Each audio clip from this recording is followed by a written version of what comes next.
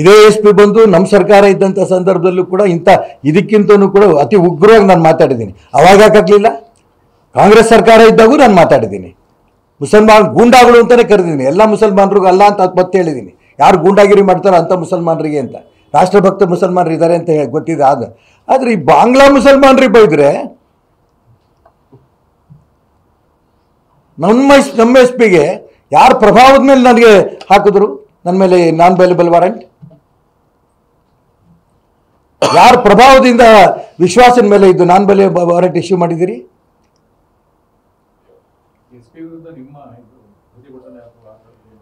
ನಾನು ಹೇಳಿದ್ನಲ್ಲ, ನಾವು ಏನು ಮಾಡಬೇಕು ಬಿಡಬೇಕು, ಕೇಸ್ ಹಾಕೋದು ಬಿಡೋದು ಆಮೇಲೆ. ನಾನೇ ಕೇಳ್ತಿದ್ದೀನಿ ಅಂದರೆ ಈ ಧೋರಣೆನ ಬದಲಾವಣೆ ಮಾಡ್ಕೋಬೇಕು ಸರ್ಕಾರಿ ಅಧಿಕಾರಿಗಳು. ಇವತ್ತು ರವಿ ವಿಧಾನ ಪರಿಷತ್ ಸದಸ್ಯರು, ಇದೇ ರವಿ ನಾಳೆ ರಾಜ್ಯದ ಉಪಮುಖ್ಯಮಂತ್ರಿ ಆಗ್ಬೋದು, ಹೋಮ್ ಮಿನಿಸ್ಟರ್ ಆಗ್ಬೋದು.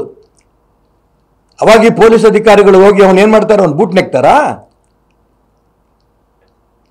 ಮಂತ್ರಿಗಳು ಹೇಳ್ತಿದ್ದಾರೆ ನಾವು ಹೇಳಿಲ್ಲ ಅಂತ.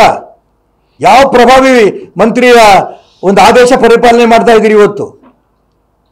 ಯಾಕೆ ಗುಲಾಮರಾಗಿ ಪೊಲೀಸ್ ಇಲಾಖೆಯವರು ಈ ರೀತಿ ಕೆಲಸ ಮಾಡಿ ರವಿನ ರಾತ್ರೆಲ್ಲ ಸುತ್ತಿಸ್ತಾರೆ? ಏನು ತಪ್ಪು ಮಾಡಿದ್ದ ರವಿ? ಕಾನೂನು ಪ್ರಕಾರ ಕೈಗೊಳ್ಳಿ. ಕಾನೂನು ಬೆಂಕಿ ಹಚ್ಬಿಟ್ರಲ್ಲ, ಸಭಾಪತಿ ಸ್ಥಾನಕ್ಕೂ ಕೂಡ ಅಪಮಾನ ಮಾಡಿದ್ರಲ್ಲ.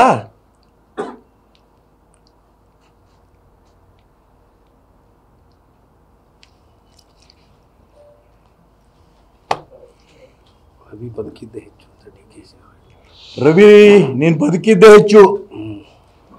ಇದು ಕಾಂಗ್ರೆಸ್ಸಿನ ಮಂತ್ರಿಗಳ ಬಾಯಲ್ಲಿ ಬರೋಂಥ ಪದ.